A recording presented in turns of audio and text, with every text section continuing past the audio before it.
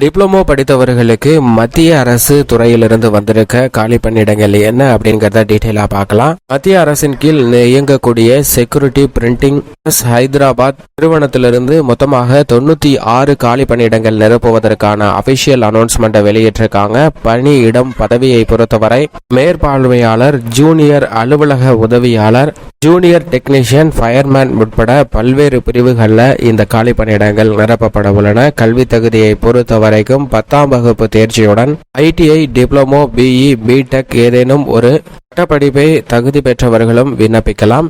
வயது வரம்பை பொறுத்தவரைக்கும் பணித்தன்மையின் அடிப்படையில் 18 முதல் 25 வரையிலும் 28 வரையிலும் 30 வயதிற்கு உட்பட்டவர்கள் விண்ணப்பிக்கலாம். தேர்வு செய்யும் முறையை பொறுத்தவரைக்கும் ஆன்லைன் எழுத்து தேர்வு மற்றும் திறன் அடிப்படை தேர்வு ஆகியவற்றின் முறையில் தகுதியான நபர்கள் தேர்வு செய்யப்பட உள்ளனர். விண்ணப்பிப்பதற்கு கடைசி நாள் 15/4/2024. விண்ணப்பிப்பதற்கு அபிஷியல் இணையதளம்